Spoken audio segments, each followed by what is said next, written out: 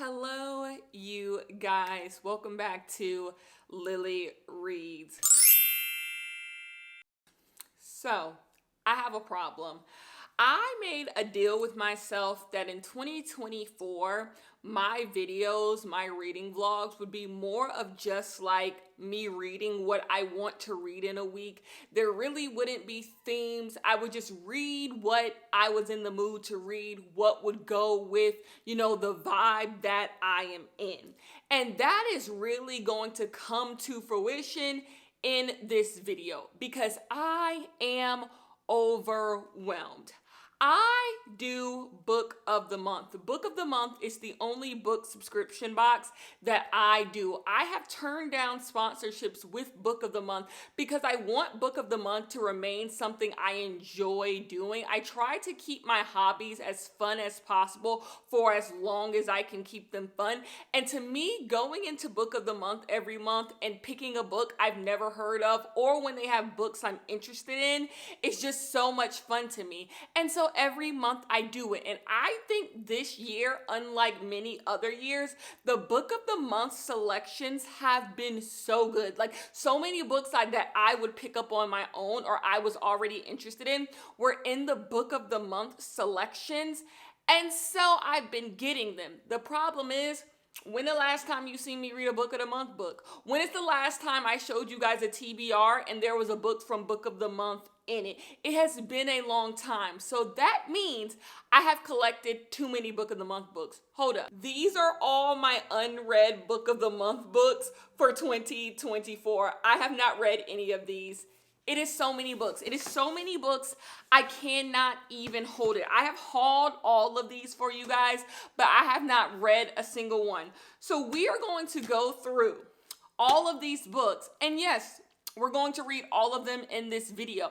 I have decided I don't care how long this vlog is. I don't care how long it takes me to get through these books. I am not reading anything else in my library until I read every single one of these because I cannot go into 2025 because I have two more Book of the Month books on the way, keep in mind. I have the November pick and then you get to pick a big book for your birthday. So I have two books on the way that I'll show you guys in this video.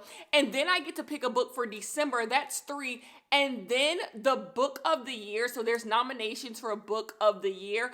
And all the books that are nominated, you get to pick one of those for free. That's what they did last year. So I'm assuming they're going to do it this year. So basically what I'm saying is I'm going to get 4 more Book of the Month books by the end of the year.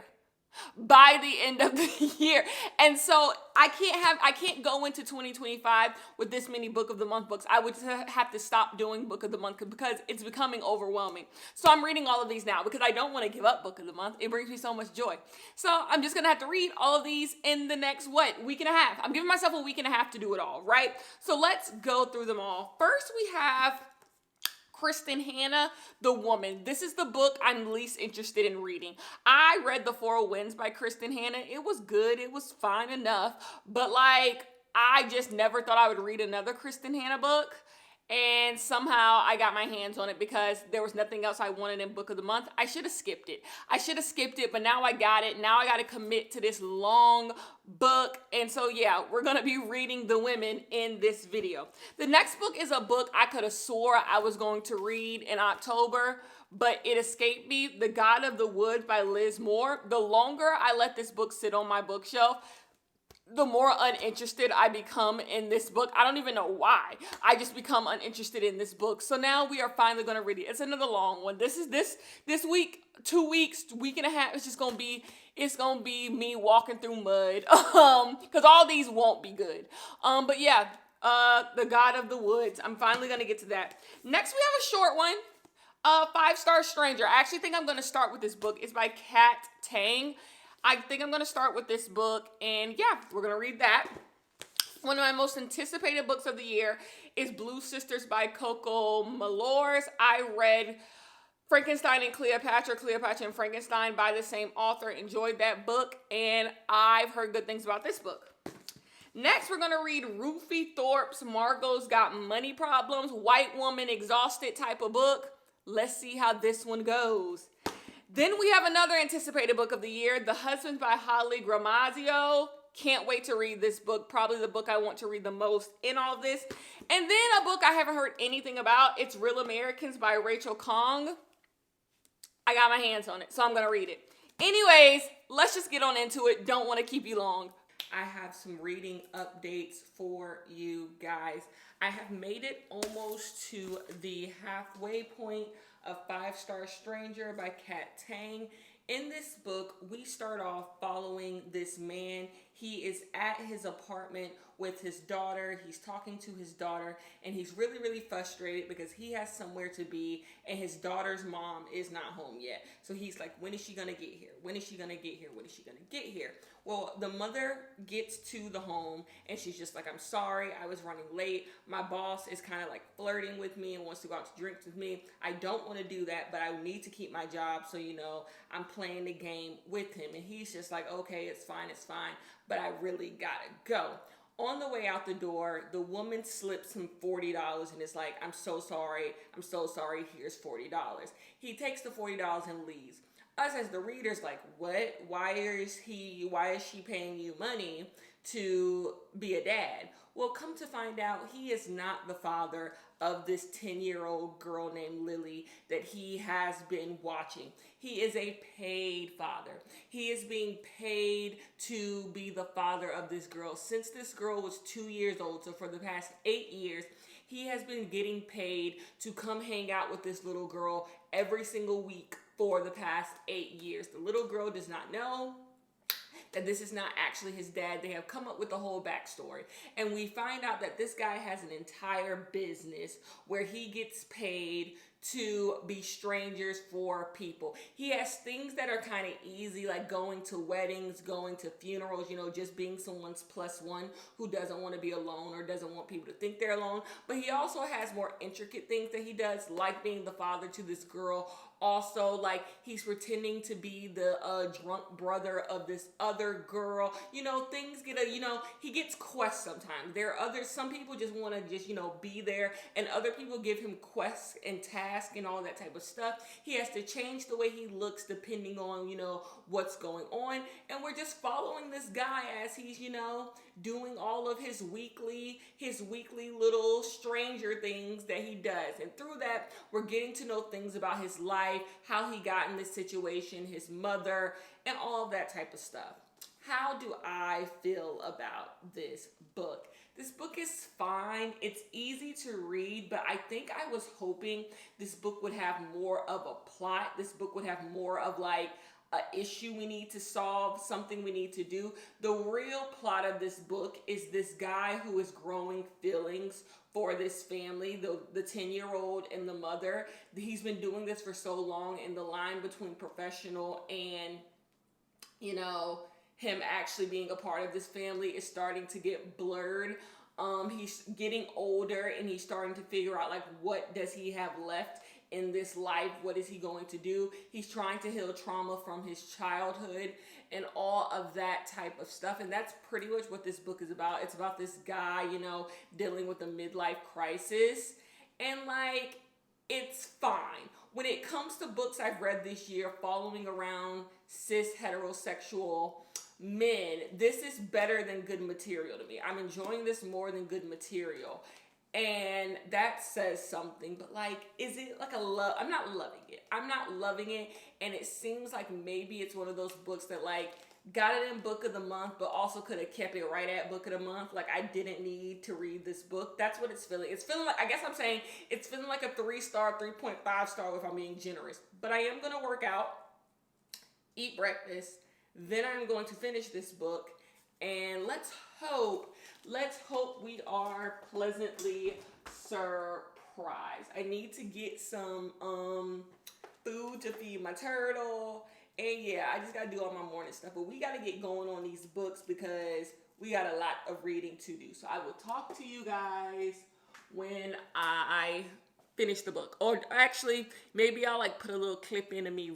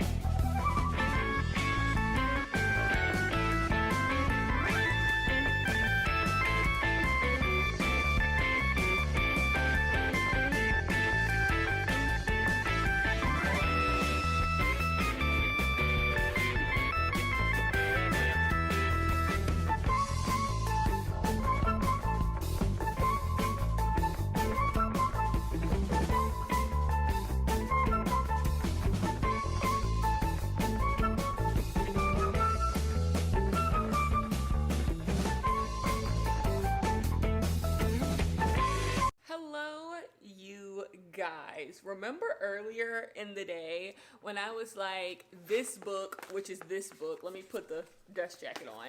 I was like, this book is kind of boring. I think this book is only gonna be 3 stars. Like, I'm not feeling it. This is why you read the entire book, because I really enjoyed this book. I really, really enjoyed this book. This book had all types of things going on. You had different characters. All of the characters were interesting and important. And the story this was trying to tell is a story about loneliness, and also a story about what do we owe to each other, and what are you willing to do to have human connection, and what is the value of specific type of human connection. This book has morality issues involved in it, and throughout the entire book, I didn't know what to root for. I didn't know what I wanted to happen. I just kept on reading and kept on reading. I know I enjoyed this book because I sat down just to read 50 pages. I'm like, I'm gonna read 50 pages, then I'm gonna go about my day, and I'll come back to it in the night. And I finished the entire book. And another thing I enjoyed about this book did not overstay its welcome. It knew the story it was trying to tell, told the story, and knew when the hell to pack it up. So I'm actually going to give this book 4 stars. I think this book accomplished everything it wanted to accomplish. I think this book had interesting things to add to a story that we have seen before. We've seen this story, this pay for hire type of story, this fake relationships. We've seen this before, but I think this book added something interesting to that type of book. And this book was a surprising winner for me. So for the first book of the video, 4 out of 5 stars. This was good. I am happy. A book I have not heard anyone discuss. I did not hear anything about going into the year. I am happy that I got my hands on this book. I am happy that I read this book, and I would recommend this book to people. So, winner, winner, chicken dinner. We have to move on though. We are going to move on to The God of the Woods. The God of the Woods has been haunting me. Did I say this earlier where like the more I put this book off, the more I don't want to read it? That's how I feel in this current moment. Like I'm literally looking at all of the books that I need to read for this video right now. And the one I honestly want to read the least is The God of the Woods. So I'm going to just read The God of the Woods, because my thing now as an adult is like doing things you don't want to do first. Like do things you don't want to do first, and before you know it, you've done those things and they're over. So I'm just going to do it. Like, what's stopping me from just doing it? So the book we're going to read is The God of the Woods. See you then.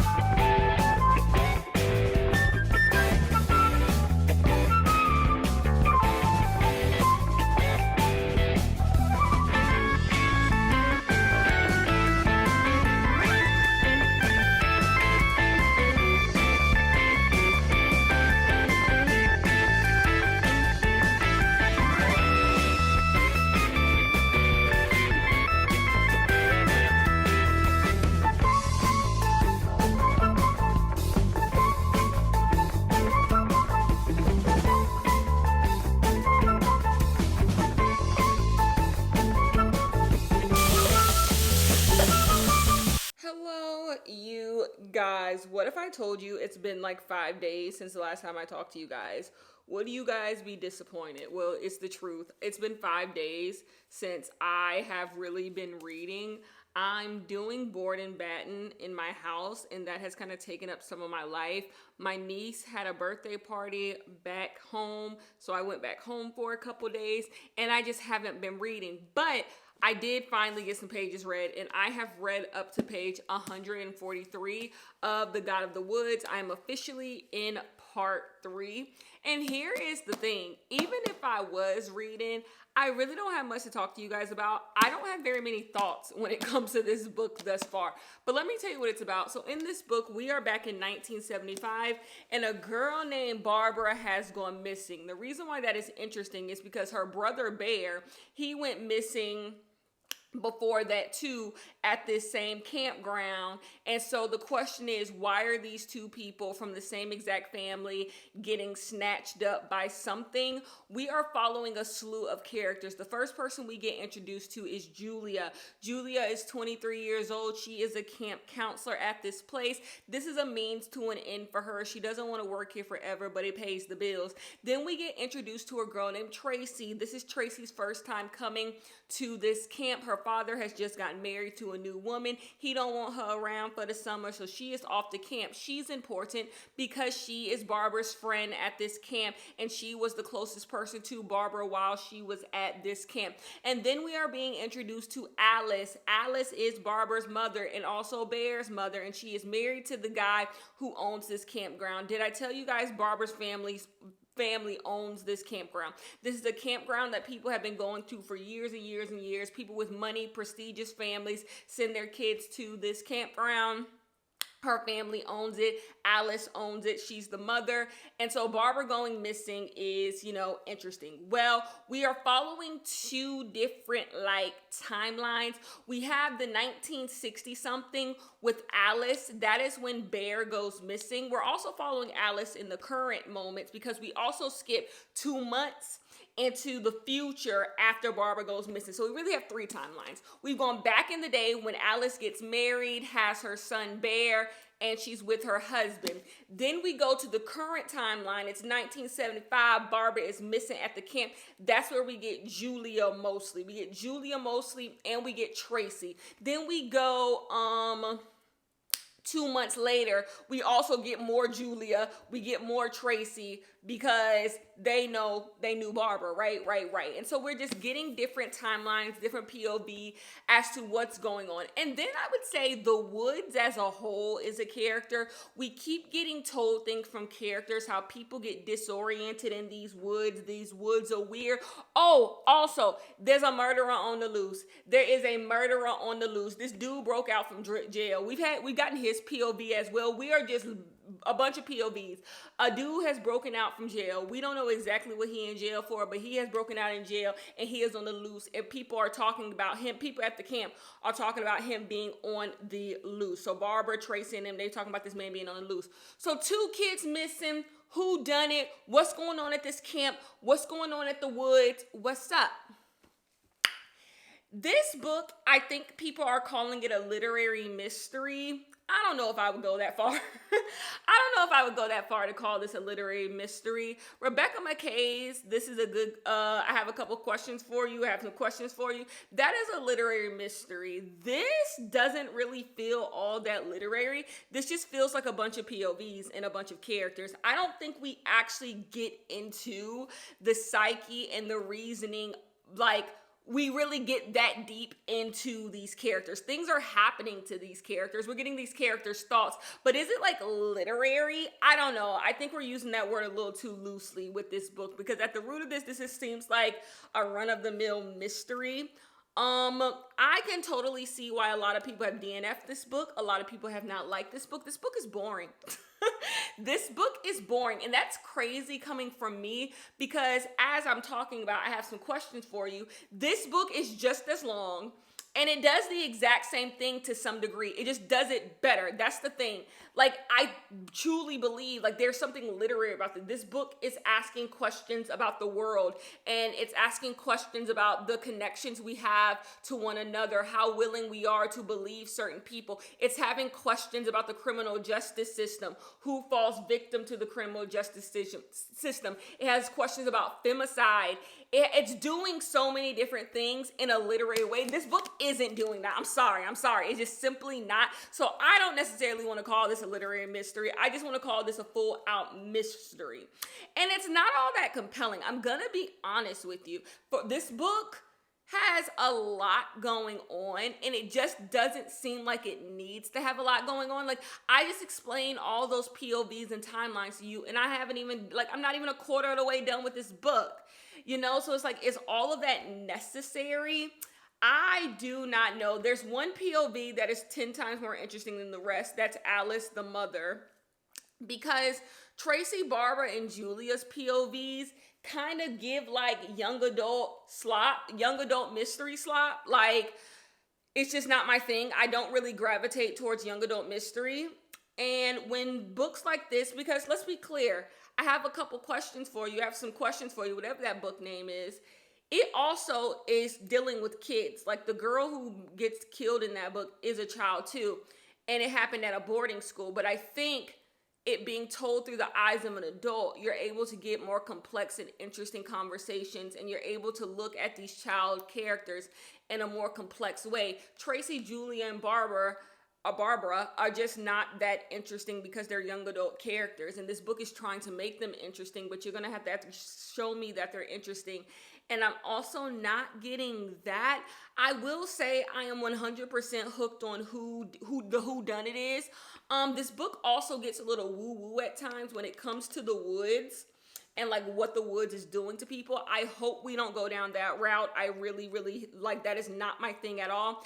And then I said this in another vlog where I DNF'd the book. I do not like a lot of POVs. When it comes to mystery thrillers, if you want me to stop reading a mystery or thriller, give me POVs from everybody and their mama. It is just not my thing. It pulls me out of the story. Like, I just stop caring. And because I never think all these POVs are important, and they end up not being important.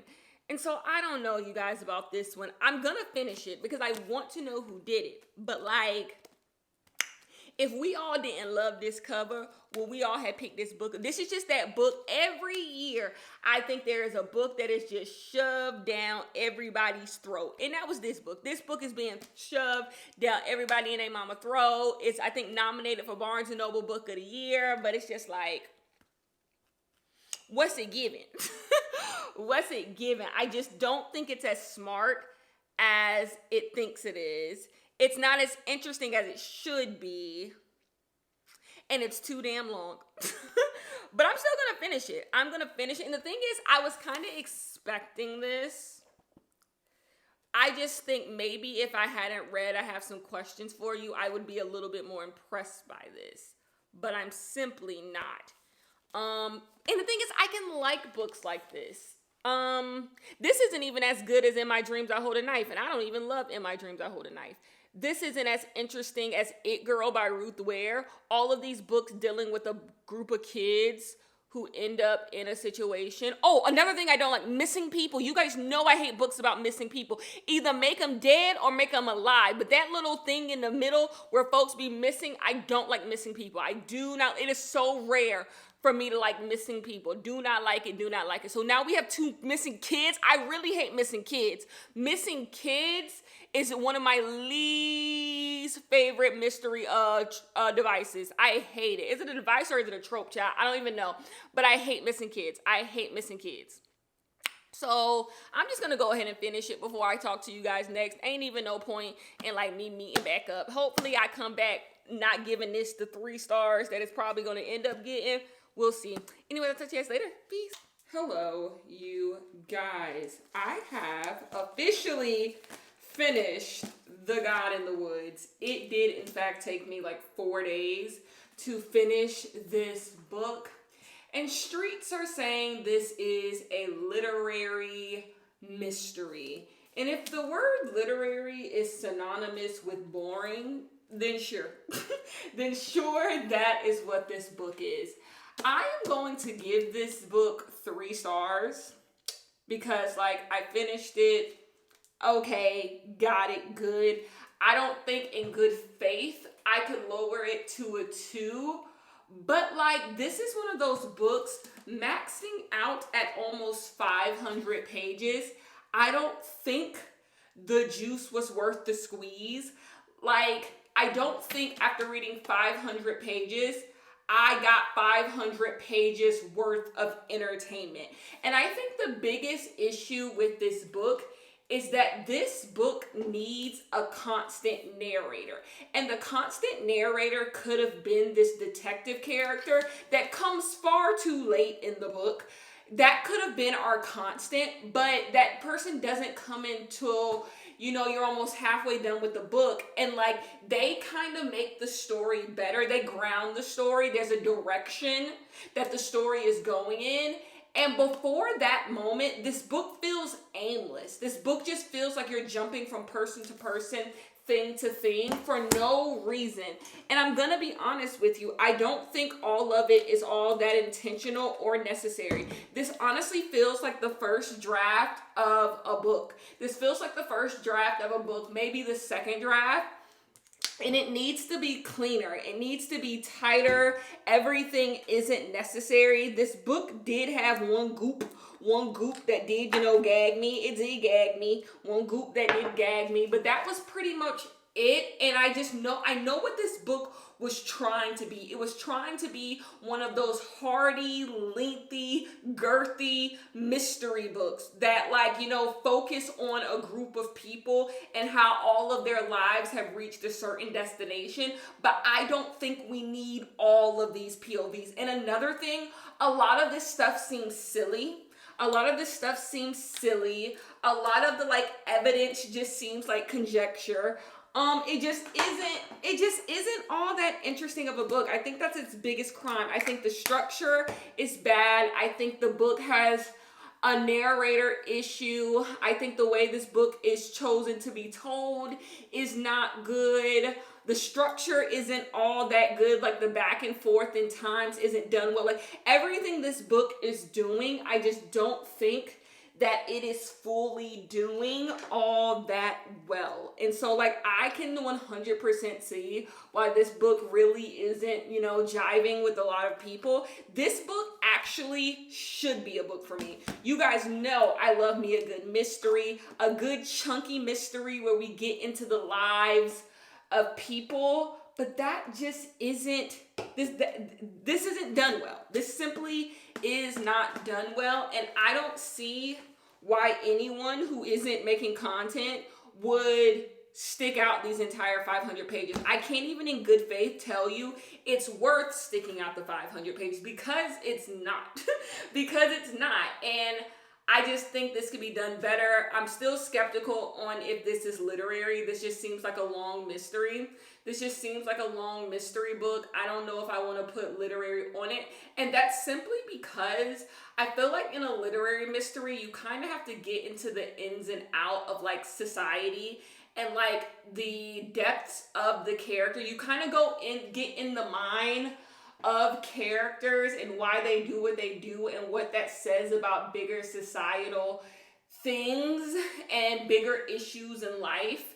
And that's not what this book did. We just got too many details about too many people's lives. It also got to a point where I was forgetting what we was even, what was the mystery? What was we even trying to crack, solve, whatever? This just wasn't for me, Bookie. This just wasn't for me. So I'm going to give it a 3 out of 5. But I kind of think you can kind of skip this one. Gorgeous cover, gorgeous cover, but you can skip this one. Anyway, we're moving on to Blue Sisters. And yeah, hello, you guys. I am currently getting my grass cut, so I really hope you guys do not hear the landscapers.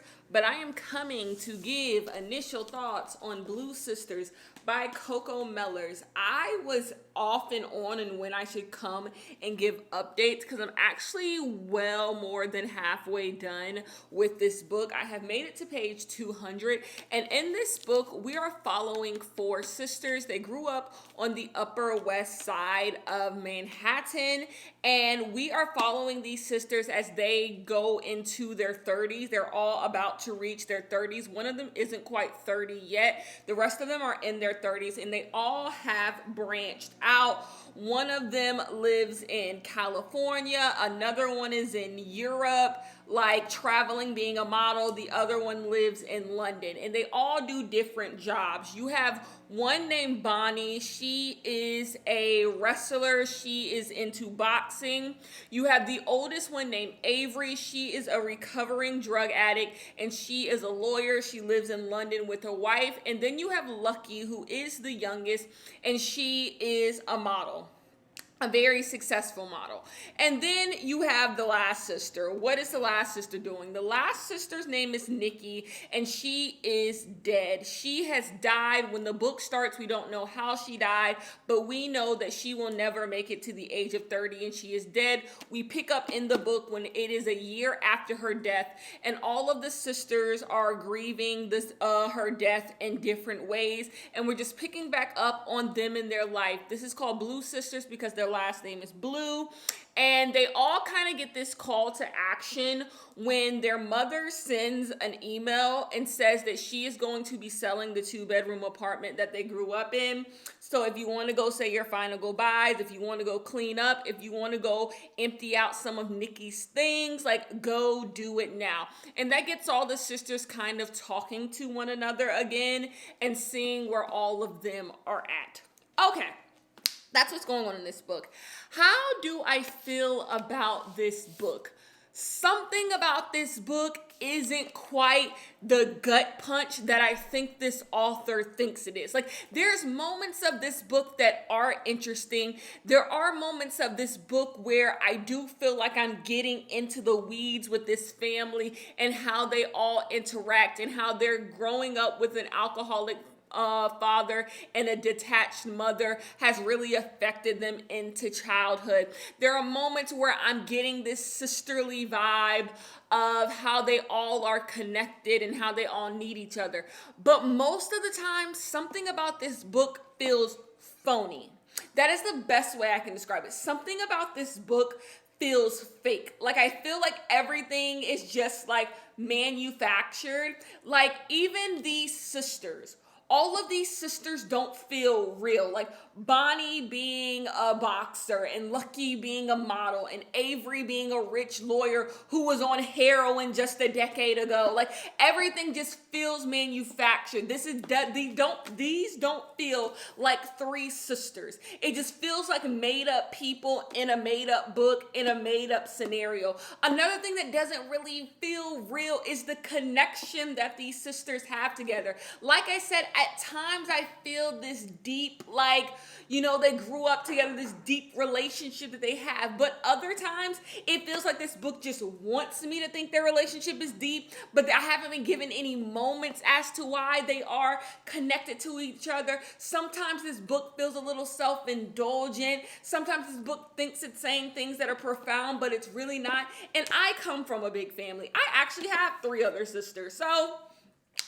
it's not like I can't relate to this book or I don't want to relate to this book. Something about this book just doesn't feel fully real. And my biggest thing about books is books do not have to be relatable. Books do not have to be fun. Books do not have to be happy. But books have to hit on a truth. They have to be honest in some way. And something about this book just feels dishonest because the author wants to tell a specific type of story and wants you to feel a certain way. But I don't think any of the moments that they want are earned. Like, any of the feelings that you have to be earned, because these characters do not feel like real characters. You just feel like stock characters. These characters need to be put in this story to tell this type of story. And it's just like, okay, even Nikki, who is dead, the way Nikki died just feels so like, okay, like that's convenient. And one of the sisters finding her, that seems convenient. And everything just feels a little bit too convenient. It's still an enjoyable book. The best POV, so you get POV chapters from all 3 sisters. The best POV chapter is Avery, the recovering drug addict. She has the most mess going on, and that's a lot of fun. I think Bonnie, the wrestler, her POVs drag. They're boring.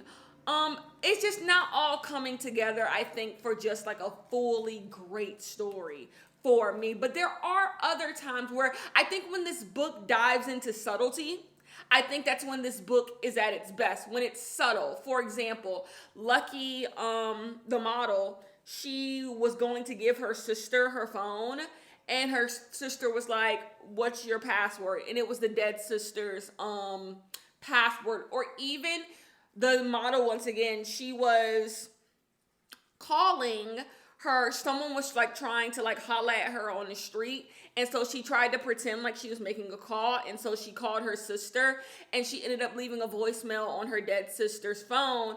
And like something about that was like really deep. There are moments where I do think everything like works, but there's other times where I just feel like it's forced. So anyways, those are my thoughts. I am going to finish this book today. I only have 130 pages left. So I am going to try to finish this today. And I hope when it's all said and done, I feel like this is a 4-star book. But at the page 200 mark, I'm fine with the book. I'm not mad I read it. It doesn't bother me. But it's just not what I want it to be. It's not giving me what I want it to give me. And that was my fear going into this book. But anyways, I will talk to you guys later.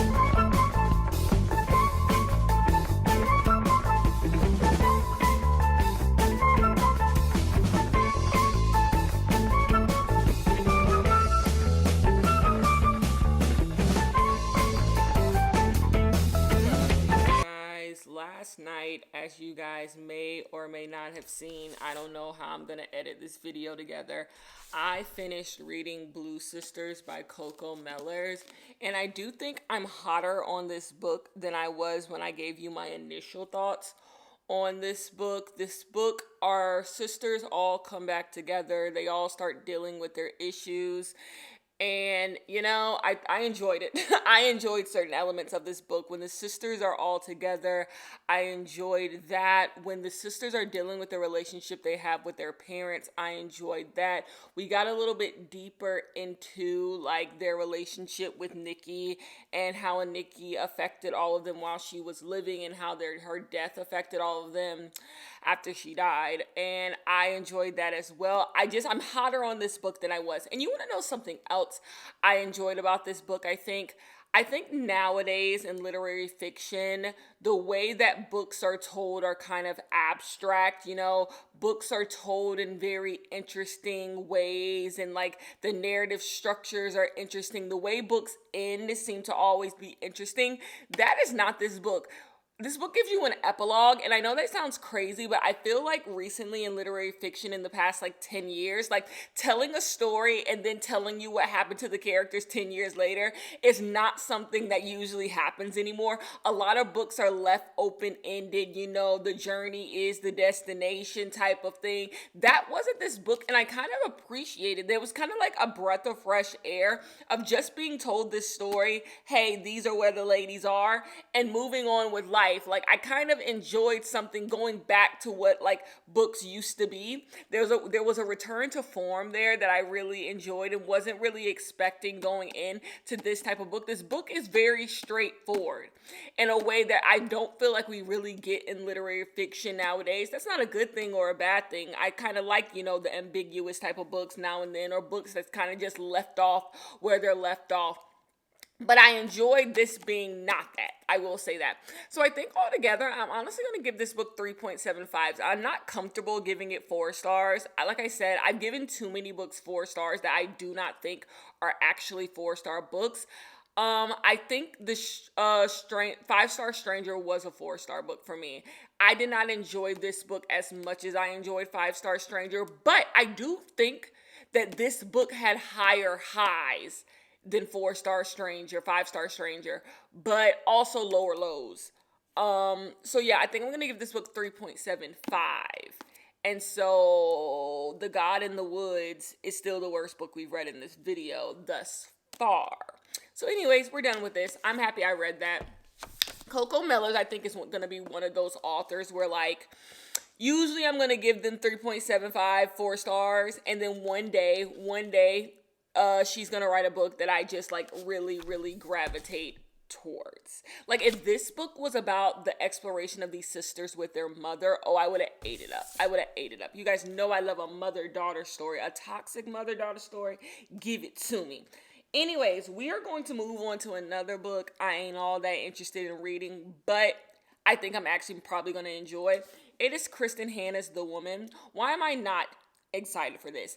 I don't think I'm a Kristen Hanna girl. I do not think I enjoy Kristen Hanna. I have avoided Kristen Hanna books almost throughout my entire reading life. Like, I don't go for Kristen Hanna books, but I enjoyed The Four Winds. I gave it 4 stars, and I'm probably going to enjoy this. So I don't know why I'm like you running away from Kristen Hanna books because I don't want to be like some suburban mom who likes Kristen Hanna books, but like I'm probably going to enjoy this book because Kristen Hanna does have a good, she is good with the prose.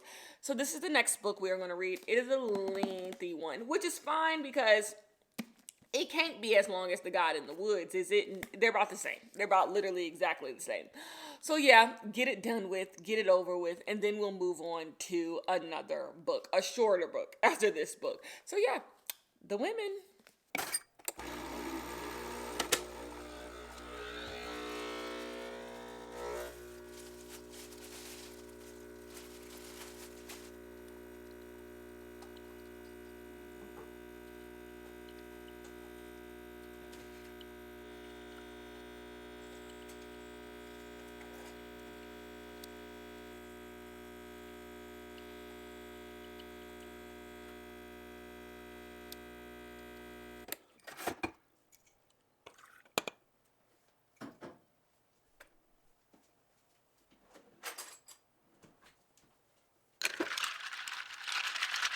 Hello, you guys, and good morning. You can tell by my sweater, I'm feeling my fall oats. It has gotten nice and chilly outside where I live, and it feels good. But anyways, I've come to give an initial review, well, not review, thoughts on The Women by Kristen Hanna. I'm about to put us on an alert, and you are not going to believe the alert I'm about to put us on. I'm about to put us on 5-star alert. We might be getting our first 5-star in this video because I have made it to page 183 of this book, and I am enjoying everything about this book. So this book setup is very, very simple. We have a girl. She is, from the debutante world. She comes from an affluent family. And one day her fuck up brother gets sent to go fight in Vietnam because her family is all about service in America and doing your part.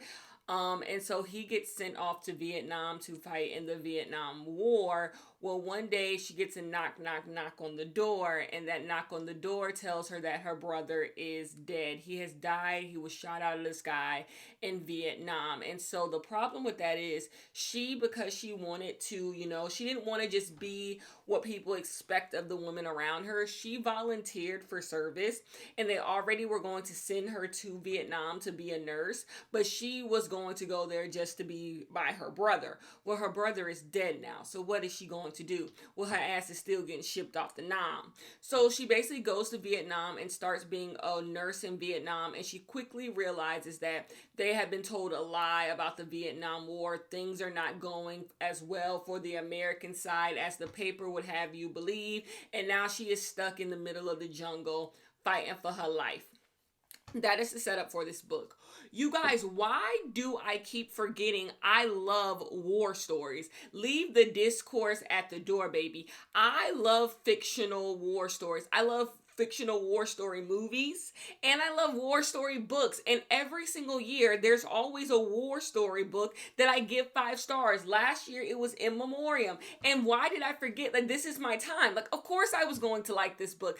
I love a fictional story where somebody is dropped off in a war zone and has to fight for their life, and they make connections with people and people start dying. I don't know, to me it's the easiest setup. It's the easiest type of setup for a book because the stakes are already there. People are fighting. There's a war. You already have these relationships that people are building because they're at war with each other. They're trying to bond.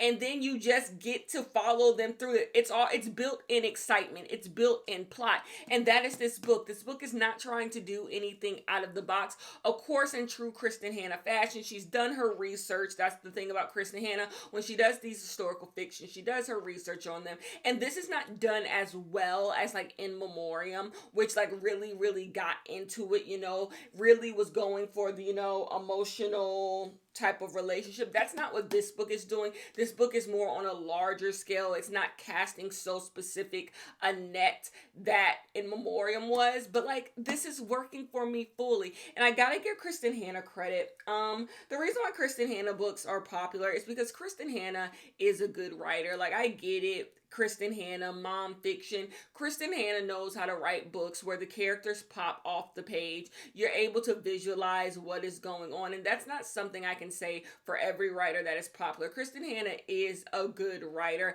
And that's why this book is enjoyable at the root of it. But I was not expecting to enjoy this book as much as I have been enjoying this book. But we're on 5-star alert. Like, it's working for me. It's working for all the way. You guys know, domestic thrillers about people who are married, mother and daughter stories, true crime fiction, detective novels, and war stories. I know those are my things. I know I enjoy those things in books. So why am I shocked I like this? I don't know, because I've convinced myself I'm not a Kristen Hanna girl. But maybe I am. Maybe I just need to accept the fact that me and Kristen Hanna, we like each other. I don't know. I am enjoying this book also more than I enjoyed The Four Winds, but I did enjoy The Four Winds. Anyways, I have my breakfast. It is Saturday, by the way. I have my breakfast. I'm going to eat my breakfast. For my birthday, my man bought me a new desktop computer. You see the box down there. But I got a new desktop computer, so I'm about to sit here. I'm about to play on it a little bit, and then I'm going to watch some college football. I will see you guys later. Peace. Hello, you guys. I'm here for a final update on Kristen Hanna, the woman. I'm gonna be honest with you guys. This book kind of like went downhill from the last time that you guys we talked to each other. It's not that like it got bad. It just wasn't as interesting as it was in the beginning. Like, eventually we left Vietnam, and I kind of just got a like post-war melodrama, and that's just not really my type of book. Like, this post-war PTSD, what's going on back home, what's left for me back home. I enjoy war stories because there's none of that like extra, my wife, let's have a kid, my husband, like, because it doesn't have that type of stuff. I like the drama, I like the action, I like the deaths, and then I kind of like to go. So when you give me like more after that, it's not really for me, and that's what this book is. I think the last half of this book turns into just like your mom's fiction is what it becomes. I think it becomes everything. People who don't read Kristen Hanna books, it becomes why they don't read Kristen Hanna books. Like, it's just a little too melodramatic, a little too, suburban type of fiction, and so it's not really my thing. So I just didn't enjoy it that much. Anything else do I want to add? Was there anything that really bothered me about this book? How do I explain this? Have you guys ever noticed when you're reading a book that's about like feminist women being feminists, women having so much power, how often the story becomes like the woman has a deep desire for family? It's almost like they always pose the option, like if a woman gets pregnant, like you can have an abortion. And they're like, I believe in abortion. Women should have abortions. You shouldn't keep a baby you don't want. But the character in the book that is supposed to be so feminist women, she always wants the baby. She always wants a family. It's one of those things where I feel like authors sometimes can't fully commit. They don't want to ostracize a specific type of reader, a reader who doesn't believe in abortion, a reader who believes that being a mom is like something that's amazing and great. So they don't want to ostracize those, but they also want to be feminists and, women empowerment. So they do this weird two-thinger where they're just like, abortion matters, women should get abortions, you shouldn't have a baby if you're in a circumstance you don't want to be in, like women's rights, da da da da. But then the main character is always like, but I really, really want to have a baby. I really, really want to be a mom. And the thing is, like, I agree at the base level. Like, of course, you can be a feminist and want a family. You can be a feminist and want a husband. You can be a feminist and not want to have an abortion. That's not my point. My point is that when given the option to show the more radical politic, the more radical choice, when a character gets the option to make a radical choice, a choice that like would have a reader actually like have to have an opinion on them that may not actually be savory, they always go with the one that's gonna go over well with the most people. That's just something that's always interesting to me. Like in these like feminist type of books, they always want the baby. They always want the baby in the end.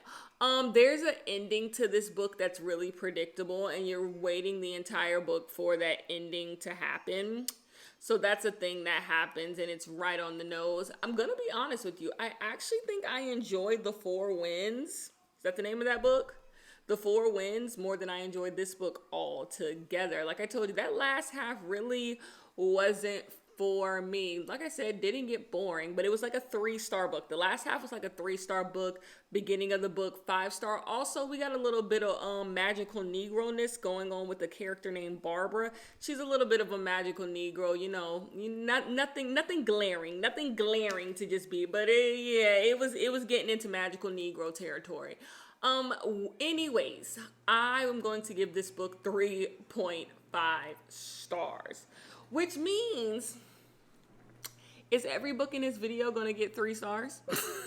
Are we just going to be stuck in a 3-star, little time warp? Especially because the next book is Margo's Got Money Trouble, which is another book about a woman who is going to keep a baby, even though she shouldn't keep a baby. Interesting. Yeah. I can't imagine Margo getting anything more than going 4 or 5 stars, even though I haven't really heard much about it. It's just not my type of book. But anyways, we are going to move on to Margo, and I'll talk here to give first thoughts on Margo's Got Money Troubles. I have made it to the halfway point of this book. This book is very simple in its setup. We meet Margo. Margo is clearly writing a book, and she's kind of walking us through her writing a book. So she's going back in time and telling us about her life. Something big happened in Margo's life. She got pregnant by her English professor. Her English professor, Mark, he started hitting on her. They ended up having sex like 5 times. She got pregnant. Mark wanted nothing to do with her. She decided to keep the baby, even though everyone around her told her to get an abortion. So she has this baby. She names him Bodhi, I think.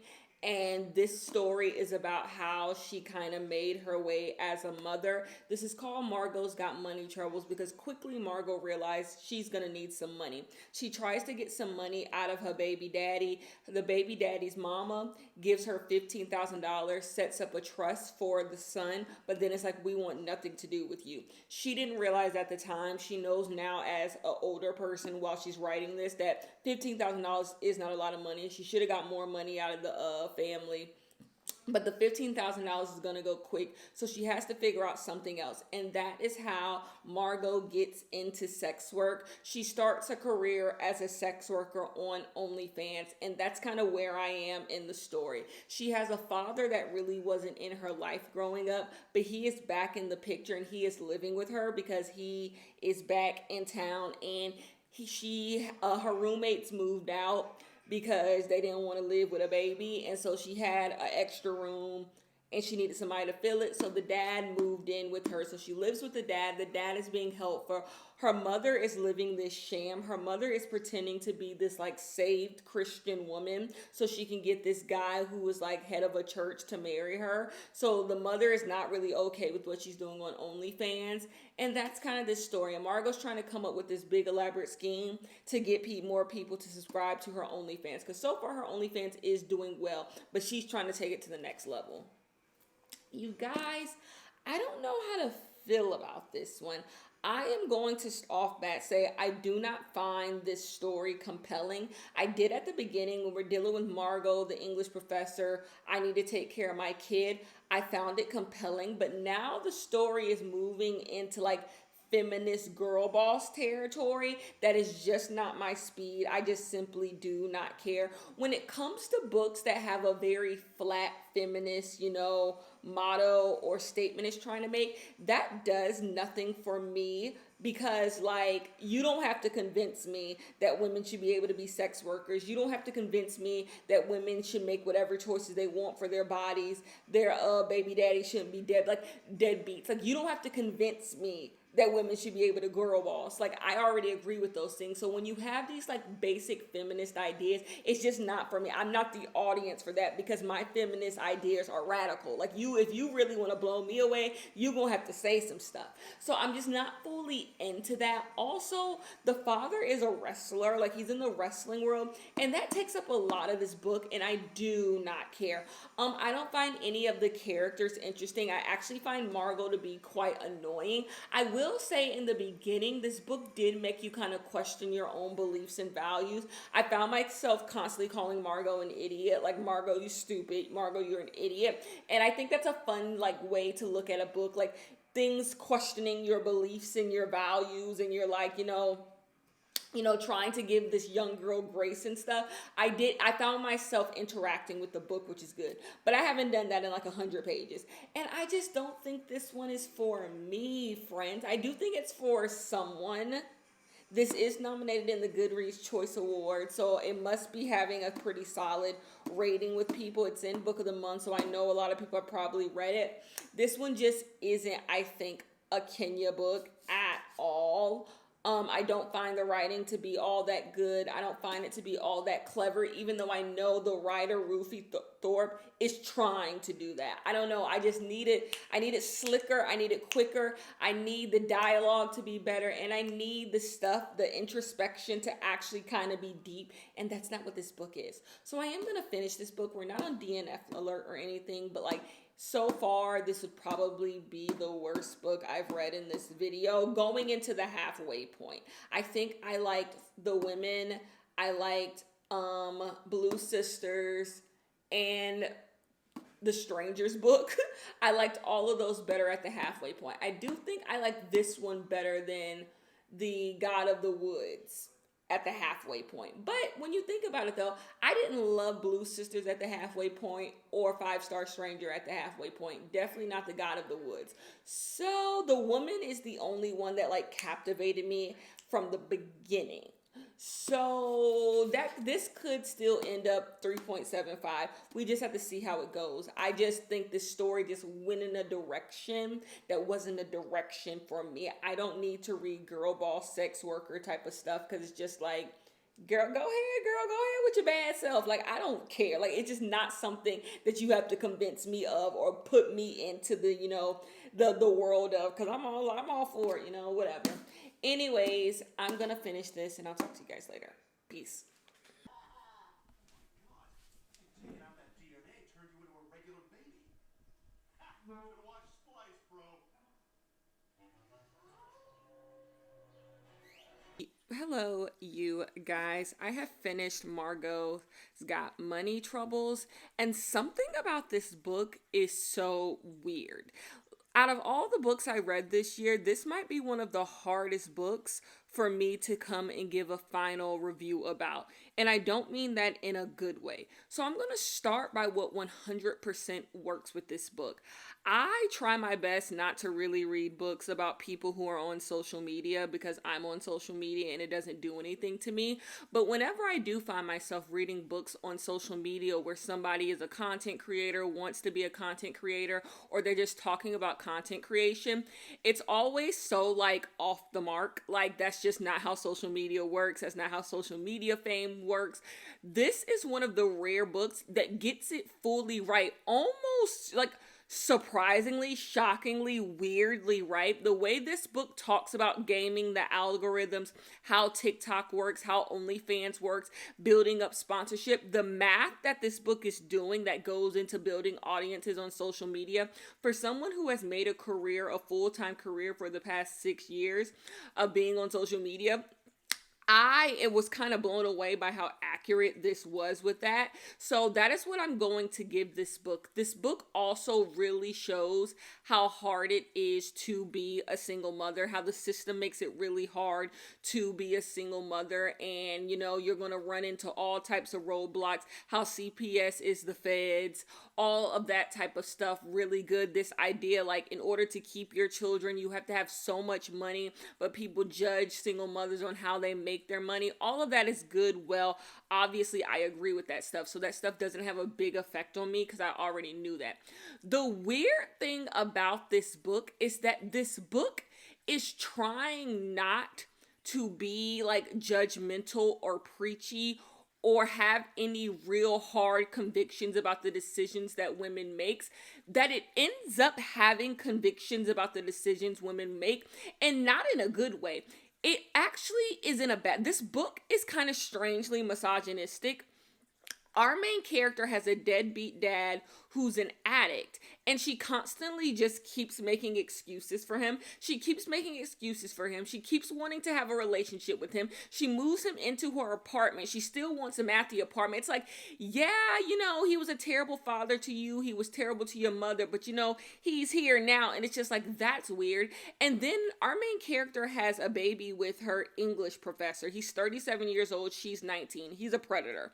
And also in the end, he doesn't get redemption, but it's kind of like, but he should be around. He's not that bad. He cares about you. And the women characters in this book don't get the same type of redemption. Like, her mother is a bitch and kind of remains a bitch the entire time. So it's almost this idea of like, men are going to help you from the misogyny that they inflict on people. Like, all of this is just misogyny and patriarchy, and men are going to be the ones who like help us from those things. I think this book has a really weird message, and it tries not to have this weird message, but it ends up having it. Like, the fact that this book won't just discuss how this Margo character, she's ruined her life. She's ruined her life, and she doesn't see that the reason why she is ruining her life is because she just wants affection. She just wants male affection because of the way her father treated her, because of how her mom gets treated by men. She just wants the affection of men, and she's looking for it in all the wrong places, from her deadbeat dad, from this random guy she meets online, from the English teacher. But this book never wants to have that conversation because it doesn't want to paint Margo as like, you know, maybe you're an idiot. And because it doesn't want to do that, it, like I said, it veers into just like misogyny, because it just won't acknowledge that our character, you are allowed to say our character is making stupid decisions, dumb decisions, and our character calls herself dumb, but she calls herself dumb for the wrong reasons. You're allowed to say those things and say also, this is not her fault. She's stuck in a system. She's stuck in a trap. So this book bothered me in that way. Another thing that is not good about this book is the writing style of this book. This book jumps from first to third. It's a whole thing that this book is doing. It acknowledges that it's doing it, but it's not done well. It's not done well. Also, the direct to reader parts are not done that well. Now, I will giveth and taketh away, so it's time to giveth. There is a quote on page 231. There is a good quote on page 231 that I am going to read because it was actually like shockingly good. Let me read it. There is a desperation to a novel that is unsettling. The world so painstakingly recreated in miniature. This tiny diorama made of words. Why go to all this trouble to create me, to seduce you, To enumerate so many different breakfast cereals, to making this cunning tiny apartment, this itsy bitsy jinx. It's like going to meet your new boyfriend's family for the first time and discovering they're all paid actors. It's almost easier to believe I'm real than to understand what's actually going on. The desperation that could have caused anyone to invent me in the first place. The urgency and need that will require creating an imaginary space of this size and level of detail. And it really makes you wonder, what kind of truth will require this many lies to tell? And I found that so interesting because you guys know my number one rule to reading a book and liking a book is a book telling the truth. And this idea of all these things you have to create, all these words that have to be on a page for you to get to some type of universal truth, it's just so interesting. This idea of like, what are books, and what goes into making a book. I just thought that was really interesting. But any other time the character breaks this, like, fourth wall between the reader and the text, is not all that interesting. It's not all that. I honestly, most of the time, have no clue what the hell it's even talking about. So yeah, this was a weird one for me. I'm gonna put it on par with The God of the Woods. Like, both weird. Both could have been good books, but something is off about them. I'm gonna put them on par. So because I'm feeling good, I have on a Christmas blanket, I'm gonna give this book 3 stars. But it's not a rave 3 stars. Yeah, something is off about this book and I don't know what. So what are we going to read next? Surprisingly, I only have 2 books left. I am so proud of myself because in all actuality, when I actually started reading the books for this vlog, I really only have 10 days to read all of these books. So we could read Real Americans or we could read The Husbands. I think The Husbands is the book I'm going to like the most. By the way, I never expected to enjoy Margo's Got Money Troubles. So let's read the next book. I made the executive decision that the next book is going to be Real Americans. Out of all the books, this is the book I have no clue what it's about. I have no clue what it's about. Clearly, I wanted to read it because I bought it on Book of the Month, and I always read the synopsis before I get the books. But I don't know. I have no clue, but let's get on into it. Hopefully, it's a winner. And yeah, peace. By the way, I'm really enjoying this video. I rarely read a bunch of different types of books. Maybe because all of these are kind of general fiction, I'm enjoying this video, but I am enjoying picking up all of these books. They're all so different in their own ways. This might be my favorite reading vlog I've enjoyed filming for you guys. Anyways, I will talk to you guys later. Peace. Hello, you guys. Featuring my humidifier. You guys are crooked. I need to come and give you guys initial thoughts on Real Americans while I do my skincare. So this book is going to be a doozy to explain. Maybe it won't be, but I'm going to try my best. You can't see the book. Look, it's up there. Real Americans. That's what we're discussing. Okay, so this book takes us to the year 2000. We are following a character by the name of Lily. She is in her 20s. She is an intern at this company. And one day she runs into this white guy named Matthew. She is a Chinese American. She is the daughter of Chinese immigrants.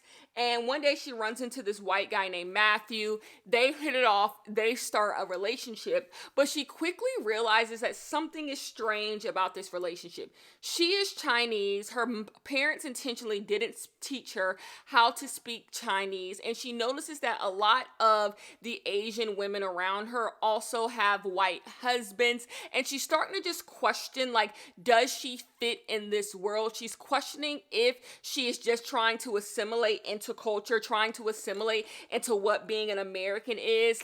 Why are these men with these Asian women? What is her role? So she actually breaks up with Matthew. She breaks up with Matthew and decides that she is going to set out on her own thing. Well, things start to happen and she ends up getting back with Matthew. There's a lot of stuff that happens, but she ends up getting back with Matthew and they end up being married. And she's just like, you know what? I'm going to do this life. I am going to like this life. Her mother is not happy about this because she just wanted more for her daughter. She wanted her daughter to be a career woman. She wanted her daughter to be more than just a wife to a rich white man. So her mother's not really going for it, but that is the life that Lily wants. Well, one day Lily decides to up and leave. We don't know why Lily decides to up and leave. Lily decides to up and leave because something is not on the up and up about Lily's parents. and her relationship with Matthew, her husband, the white guy, his parents. She thinks something has happened, but we don't get to find out what that is. We just move on to the next person. The next person is her son. It is the son that Lily had with Matthew. The year is 2002 now. It's 2022 or something, and we find out like what's going on with Lily, and we find out what's going on with the son. The son is dealing with his own issues, being Chinese, half white. He looks fully white. There's reasons for that. You just have to read the book to find out. And we get into his life as well, and he's dealing with what he's dealing with. I guess the whole point, the whole breakdown of this is you're following 3 generations of Chinese people in this family, because you won't notice till you read the book, but you're also gonna get another timeline, and it's of her mother. Lily's mother. She's going to get her own section too. So you're following 3 generations of this family as they, make their life in America. Do you guys remember if you watch my videos religiously, do you guys remember when I read Nita de Monte Laughs Last by Zachtito Gonzalez? And when I read Real Life, I forgot who wrote Real Life, but Real Life, I said I have an issue with books written by people of color who search for white community. They keep finding themselves in white communities, and they keep finding themselves wanting the love and affection of white people, but the characters in the book never question why that is. They never ask themselves, is there some internalized anti-blackness, internalized anti-Asian sentiments? What is in that? What makes you want to be around white people when you could find community with people who look like you? What is that? And then when the white people around them treat them poorly, they seem to be shocked and upset, and their answer is not, whoa, I need to find in myself love. The answer is just to find other good white people, it just seems really bizarre. To me, it's just really bizarre what that type of literature that we get. I find it really weird, that type of literature, because I think a lot of it is just internalized racism, you don't like yourself. This book actually has that conversation. I knew a book would finally do it. I knew a book would finally have that conversation about how the choices that we make are intentional. You cannot run from your own choices. Yes, here or there you make a choice and it's whoa, who would have thought I'd done that? But when you keep finding yourself in certain situations, seeking out certain company, in certain company, feeling good within certain communities, that is for a reason, and you should examine what that is. And whatever you find is up to you. I'm not telling you not to be with your white boyfriend or your white girlfriend, I'm not telling you not to do those things. What I'm saying is there's something there, and I think the media that we get all the time is just this find you some good white people who are gonna like you, and it's just is that what you got from this? You got treated like shit by every single white character in this book, and the answer is to just go find more white people to hang out with. I think you did the math wrong there. But this book, through these 3 generations, is talking about how we try to assimilate, why we try to assimilate, what's our reasons, living in America, what are we searching for? What are the people who are trying to befriend us, date us, marry us, what are they searching for? This book is having all of those questions that I've always wanted someone to have. Let's really, if we're going to talk about it, let's really talk about it in an intentional way, And it's like I said, it doesn't have to land on, you should only date people within your race. I don't believe that at all. I just think that this idea that people who date outside of their race are just falling into it. Everybody is just falling into. No, I think a lot of people seek out people not within their community because they either have a deep self-hate, or they have a hatred of where they came from, or they just want something different than what they know, It's a lot of things working there. And then there's some people who don't have those things. They don't have that issue. And I'm not saying everybody does, but I just think to just act this is what it is. And so anyways, this book is having those conversations, and how the generations before us and the generation before that all shape the decisions that we make, And so I am enjoying that. There's also kind of a mystery at the root of this. This also is a mystery a little bit. but you'd have to read to find out. Most of this book, you just have to read to find out. If I tried to explain to you what's really going on in this book, you wouldn't believe me.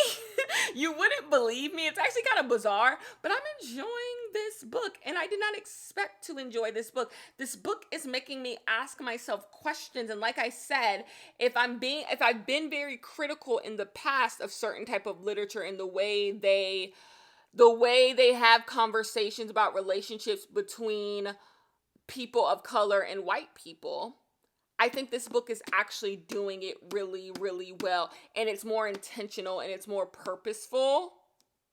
So I'm enjoying that. Anyways, I'm going to finish it, wrap it up, tell you what it's got. I'm going to predict it's like 4 stars. It might be the best book we read this entire video. Who knows? But yeah, I will talk to you guys later. I'm here to give my final updates on Real Americans by Rachel Khong. I'm going to go ahead and give this book 4 out of 5 stars. I enjoyed this book. Is this my favorite book of all time? No. Is this the best book I've ever read in my life? No. Did this book change my life? Also no. Would I rush to recommend this book to people? Maybe.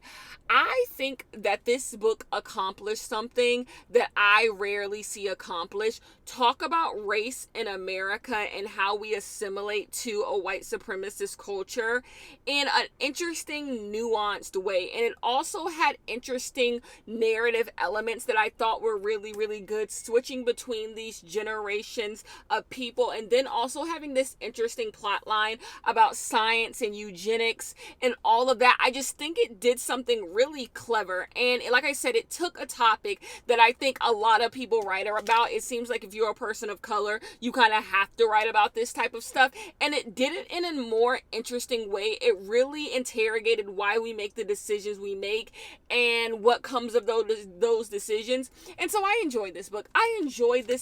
This is a book I would not have gotten my hands on if it was not in Book of the Month.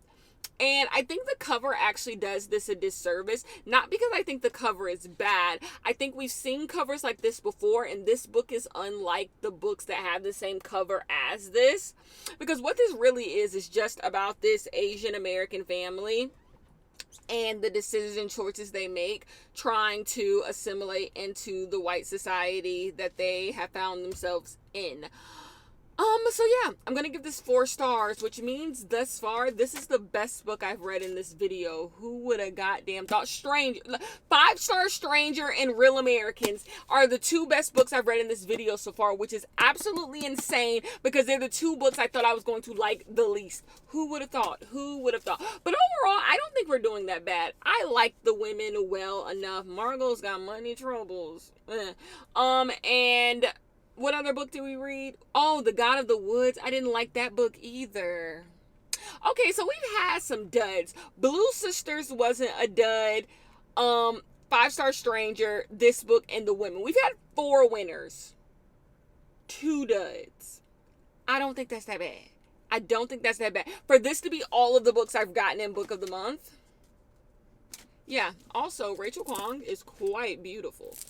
Anyways, I am going to move on to the next book, which is The Husbands, which was the book that if I was going to give any book 5-star, I thought it would be The Husband. The Husband is one of my most anticipated books of the year. So let's see. Hello, you guys. I am here to give initial updates on The Husband. I gotta be honest with you guys.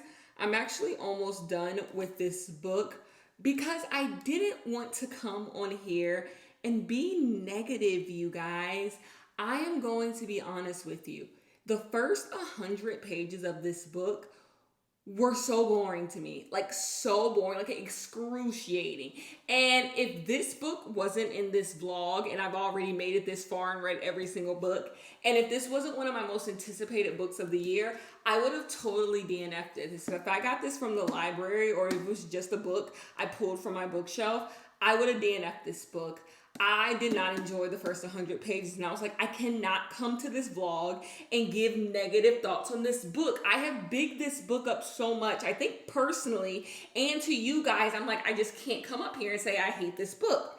So let me tell you what this book is about, and then we'll zoom back in. So in this book, we are following a woman, and we jump straight into her life. A man comes out of an attic.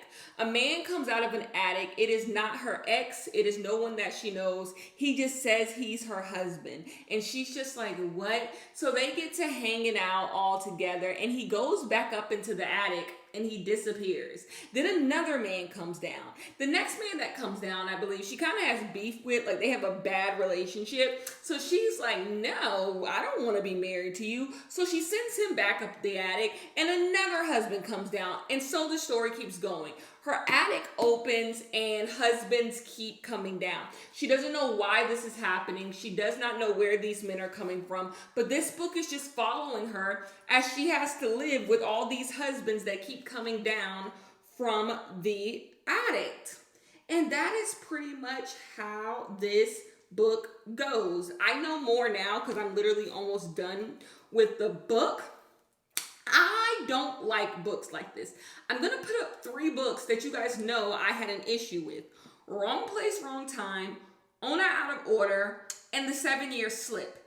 I don't like Groundhog's Day type of books. I don't like the day is wacky, the day keeps starting over, what's going on, time warp, time loop. I don't like books like that. And I think it's because you guys know me. You guys know I'm an unserious person.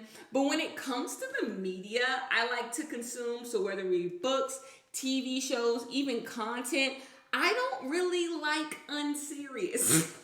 I don't really like whimsy, wacky, unserious type of books. I like my books to be dark and gritty more than anything, but like books, like it's just hard for me to like really dive into these worlds. So you're really gonna have to give me something for me to invest. And this book is just really redundant. This book, just the same thing keeps happening over and over and over.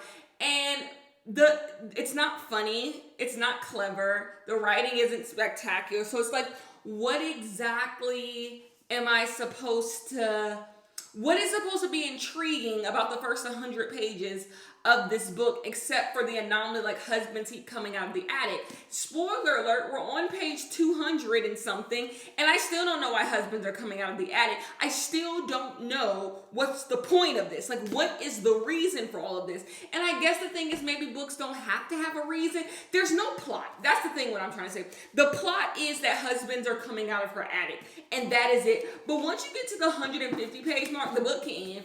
The book can end. Now, I will say there are moments in this book where something will happen between the husbands and our main character will be in kind of a wacky situation. And I do find it quite intriguing. There are moments where like it becomes a little intriguing.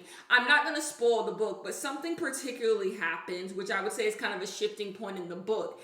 And when this character comes into the book, he has stories that are like really good. And I'm like, why, if we're following her through almost every single husband, why isn't she getting the wacky stories? Why isn't she getting all these events and weird things that are happening? And so I'm just like, this book is boring. I'm just going to say it, you guys, this book is really boring to me. This book is really boring to me. Sometimes it gets a little bit interesting when we do spend time in some of the lives with these husbands. It can get a little bit interesting.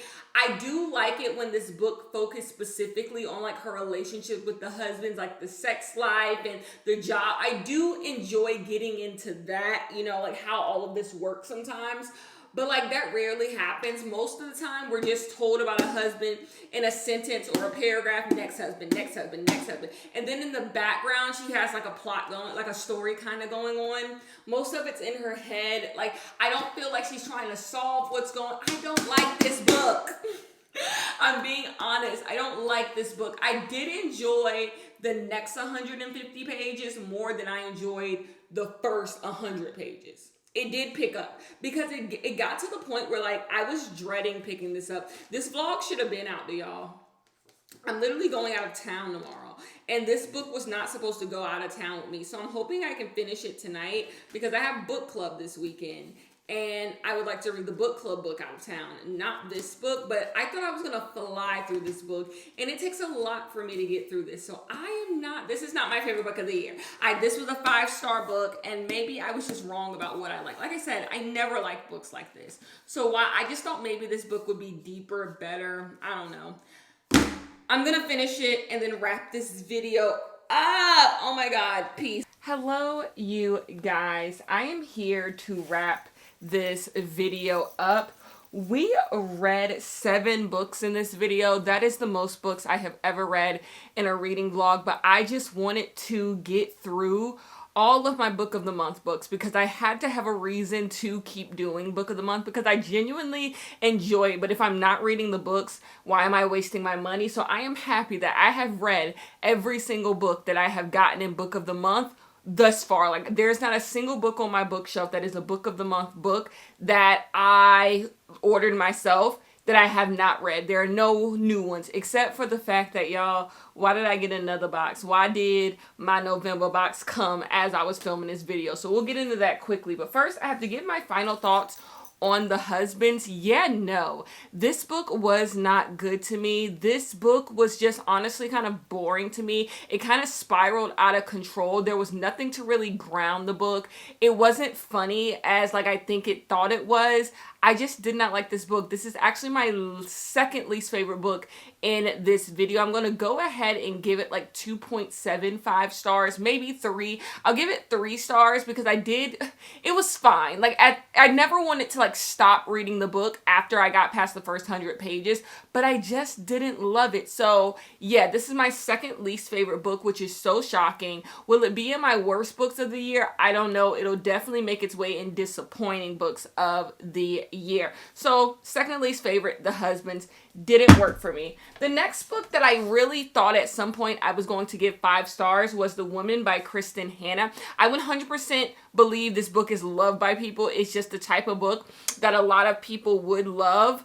But I just, towards the end of this book, I just found it to be a little melodramatic, not really for me, but I love the beginning of this book, and I'm going to go ahead and give this book 3.75 stars. Also, there was an ending to that book that was really, really predictable. Next book we have is Margo's Got Money Troubles. This book was an interesting one because I think I disagree with everything that this book is trying to say. I said in my clips for this video that something about this book is like oddly preachy, and I don't agree with the messaging. I think the men in this book are given favor and grace that they should not be given in this book, and I just think everything that this book was trying to be, it doesn't land. And this is another book that advertises itself as funny that is not funny. It is not funny at all. This book could have been interesting and could have been good. I just think it didn't fully come together to be that. So this goes in my did not like pile. I will also, whatever I gave The Husbands, whatever I eventually give The Husbands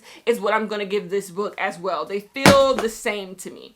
The next book we have is Blue Sisters. The more I get away from this book, the hotter I become on this book. I enjoyed this book. This book was, I said in the clip, a return to form. Like, we don't get a lot of books like this in literary fiction these days, and I appreciated this book. I liked being in this world. I'm actually going to go ahead and give this book 4 out of 5 stars, this being my probably 3rd favorite book of the video.